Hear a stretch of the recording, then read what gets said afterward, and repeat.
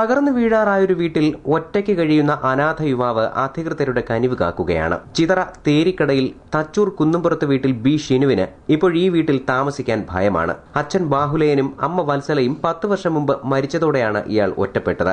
നിർമ്മാണ തൊഴിലാളിയാണ് ഷിനു. വീടടച്ചിട്ട് കൊല്ലത്ത് 1 മാസത്തെ കരാർ പണിക്ക് പോയ ഷിനു 2 ആഴ്ച മുമ്പ് തിരിച്ചെത്തിയപ്പോൾ കണ്ടത് തകർന്നു കിടക്കുന്ന വീടാണ്. കനത്ത മഴയിൽ 4 മുറി ഉണ്ടായിരുന്ന വീടിന്റെ 3 മുറികളും തകർന്നു. അവശേഷിക്കുന്നത് ഏത് നിമിഷവും നിലംപൊത്താം.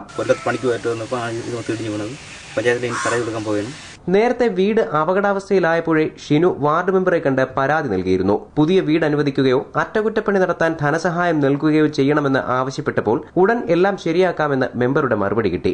പക്ഷേ ഇതുവരെ ഒന്നും ശരിയായിട്ടില്ല. ഇതിനിടെയാണ് മഴക്കാലം തുടങ്ങിയത്. ശക്തമായ മഴയിലും കാറ്റിലും വീടിന്റെ ഭാഗങ്ങൾ ഒന്നൊന്നായി ഇടിഞ്ഞു. അവശേഷിക്കുന്ന ഒരു മുറിയിൽ തത്കാലം ടാർപോളിൻ ഷീറ്റ് കൊണ്ട് മേൽക്കൂര തീർത്തിരിക്കുകയാണ്. പഞ്ചായത്തിൽ പറഞ്ഞായിരുന്നു വീട് വേണം, ഇടിഞ്ഞ് വീടാറായി ഓല കെട്ടൊന്നുമില്ലായിരുന്നു. പഞ്ചായത്തിന് വീട് കയറാൻ പറ്റി ഓല കിട്ടിയില്ല. ഇപ്പൊ ഈ മഴയൊക്കെ മൊത്തം ഇടിഞ്ഞു വീണു. രാത്രിയിൽ ശക്തമായ മഴ പെയ്യുമ്പോൾ ഷിനു ഉറങ്ങാറില്ല. ഏതു നിമിഷവും ഭിത്തി ഇടിയാം. ഈ മഴക്കാലം തീരും മുമ്പെങ്കിലും ഒരു പുതിയ വീട് അധികൃതർ അനുവദിക്കും എന്ന പ്രതീക്ഷയിലാണ് ഷിനു.